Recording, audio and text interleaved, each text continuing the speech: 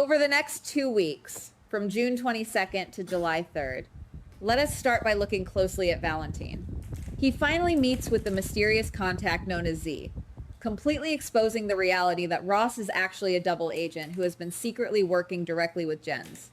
On the surface, Valentin looks like a brilliant tactical genius, a master spy pulling the strings from the shadows of Geneva to save the day. But if we dig a little deeper into his psychology, we see a man who is utterly terrified. He is handing over this massive intelligence, not out of a noble sense of global duty, but out of a desperate, visceral bid to avoid being locked away in a bleak European prison forever.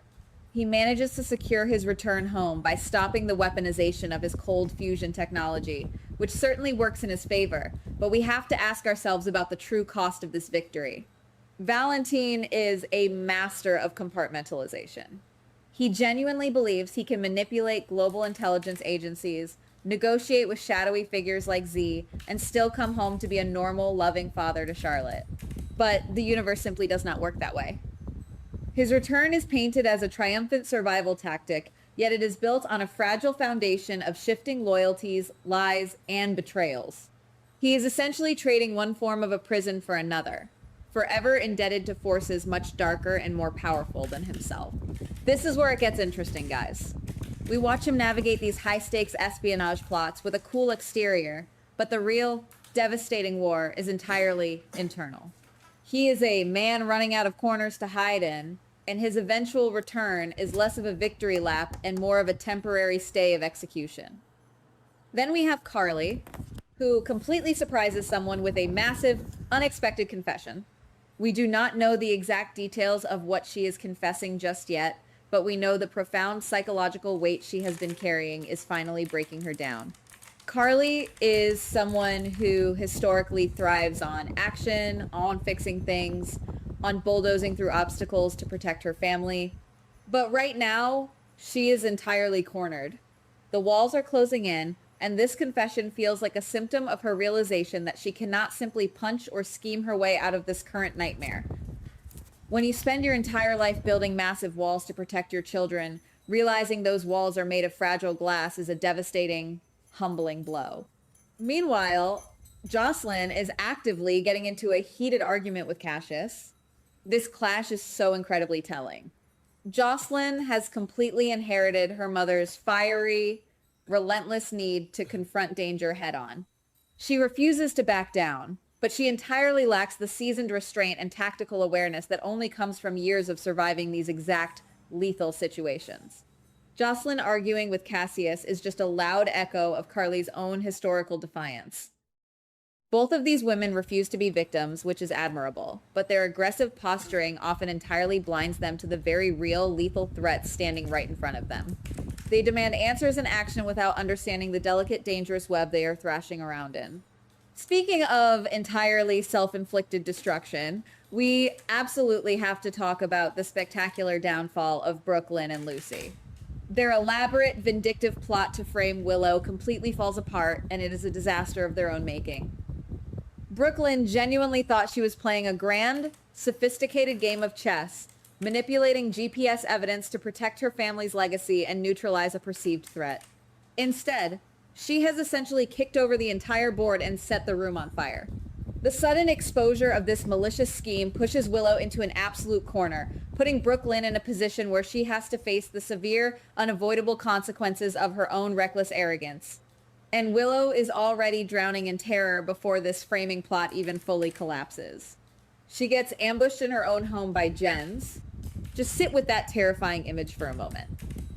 The domestic, quiet sanctuary she has fought so incredibly hard to build is violently invaded by a ruthless, unpredictable mercenary who announces they have unfinished business.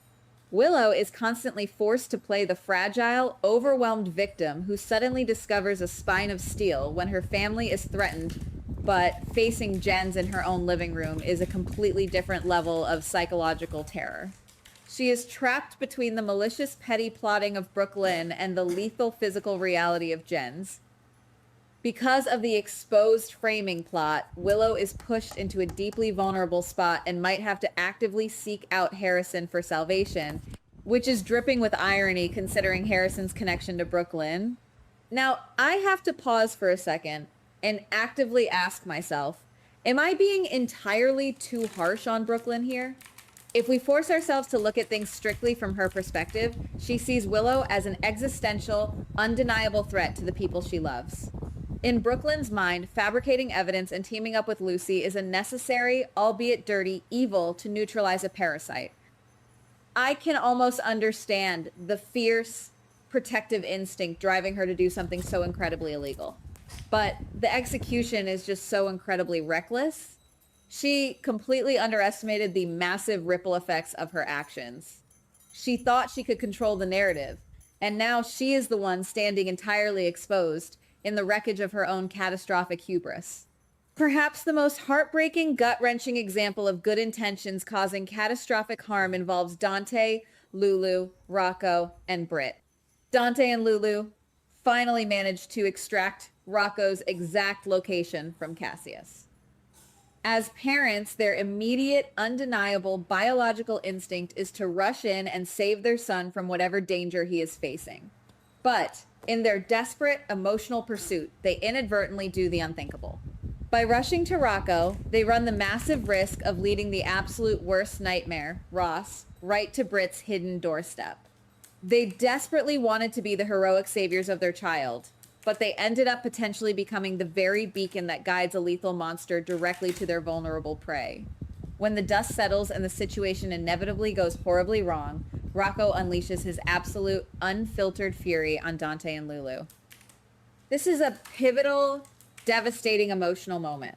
Rocco is not just a child throwing a standard teenage tantrum. He is a young man who has been forced to survive on the run, watching Britt physically deteriorate and facing unimaginable stress. He did the hardest thing imaginable by reaching out and asking for help, and his parents' reckless, impulsive intervention blew everything up. He feels entirely betrayed by the very people whose fundamental primary job is to keep him safe. It is a tragic illustration of parents failing their children precisely because they were trying too hard to save them. And then there is the incredibly complex tragedy of Cassius. The man is entirely cornered, with the walls of justice, vengeance, and exposure closing in on him from every possible direction. He could run. He absolutely should run to save his own skin. But instead, he makes a deeply irrational, profoundly emotional choice. He chooses to risk his freedom, his life, and his entire future just to stay in town long enough to keep a simple promise. He wants to take James to the batting cages to say a proper emotional goodbye. This is the tragic, beautiful duality of Cassius perfectly encapsulated in one single action. He is an imposter, a liar, and a manipulator who has caused immense pain and confusion. Yet, in this fleeting, desperate moment with James, his love is undeniably pure and authentic.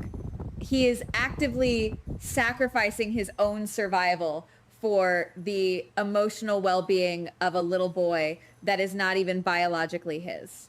It forces us as viewers to deeply question what truly makes a parent. Is it strictly blood and genetics, or is it the undeniable willingness to stand in the direct line of fire, risking everything, just to see a kid smile at a baseball field one last time? Cassius is a villain in so many stories, but in James's story, he is trying desperately to be a hero, even as the handcuffs are practically clicking shut around his wrists. Meanwhile, Sonny is doing exactly what Sonny always does, turning the living, breathing people around him into disposable pawns for his own wars. He is relentlessly pressuring Ava, maneuvering her perfectly into his lethal, highly calculated trap intended for Jens. Ava is a brilliant survivor, a woman who has clawed her way out of countless metaphorical and literal graves. But Sonny knows exactly which emotional and psychological buttons to push.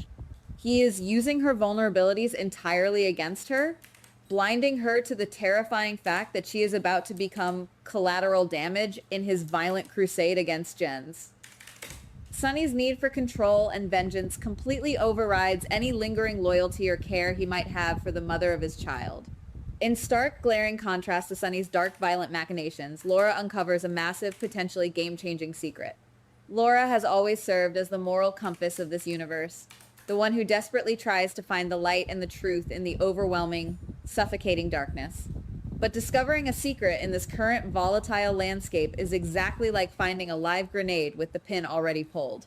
Knowledge is not power right now. It is a massive, glowing target painted squarely on your back. Laura's inherent morality and desire for justice are constantly, violently tested by the ruthless pragmatism and lethal secrets of the people she loves and the enemies she faces. We also see the highly destructive nature of unchecked paranoia playing out with Curtis. He is making massive, entirely baseless assumptions, aggressively suspecting Isaiah of wrongdoing without a single shred of concrete, undeniable evidence. Curtis is a man who typically relies on logic, investigation, and facts, but his profound personal fears and the chaotic, stressful environment surrounding his family are clouding his judgment entirely. He is projecting his own deep feelings of helplessness and anxiety onto Isaiah, actively creating an enemy and a conflict where there might not actually be one.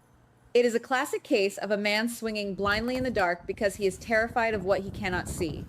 And perhaps the most alarming, deeply concerning thread in this entire complex tapestry is watching Danny and Charlotte actively team up to execute a plot involving Ross. These are kids. They should be worrying about school, minor rebellions, and teenage drama. Instead, they are actively engaging in high-stakes espionage and plotting against a highly trained, incredibly lethal double agent. This is the generational curse of this town playing out in real terrifying time. They have learned from watching their parents that the only way to survive in this world is to become just as dangerous, secretive, and manipulative as the people hunting you. The loss of their innocence is not a sudden event. It is a slow, agonizing erosion caused by the environment they were born into. Finally, we have to look across the globe to France, where Anna is sitting down for a highly critical, life-altering meeting with her doctor. She makes a highly risky, bold decision about her future and her treatment. Anna is a woman who has spent her entire adult life assessing severe risk, calculating impossible odds, and making the hardest choices imaginable for the greater good. But this medical decision feels fundamentally different. It feels deeply, profoundly personal. It is a desperate, calculated gamble to reclaim her own narrative and her own mind after being manipulated, gaslit, and controlled for so long. She is willing to risk absolutely everything for a chance at true, unadulterated autonomy. When you step back and look at all these intensely moving pieces, Valentin's desperate European deals, Brooklyn's shattered and exposed schemes, Dante and Lulu's deeply tragic rescue attempt, and Cassius's heartbreaking, self-sacrificing goodbye, you realize that absolutely no one is truly in control. They are all just reacting, blindly driven by fear, love, ego, and a desperate need to survive. The line between protecting someone and utterly destroying them has never been thinner or more blurred. Every single choice they make in the name of love or legacy seems to pave another tragic mile on the road to absolute ruin. We watch these characters bleed, cry, scheme, and fight, always hoping that eventually they will find some semblance of lasting peace. But as the shadows grow longer and the severe consequences of their reckless actions finally inevitably catch up to them, you have to genuinely wonder, when the dust finally settles, the traps are sprung, and the absolute truth is fully exposed to the harsh, unforgiving light of day, will there be anything left of the people they were trying so desperately to save in the first place? Or have they already lost the entire war by fighting so incredibly hard and so blindly to win the battle? Goodbye. Please like, subscribe, and comment on the GH Spoilers Daily channel.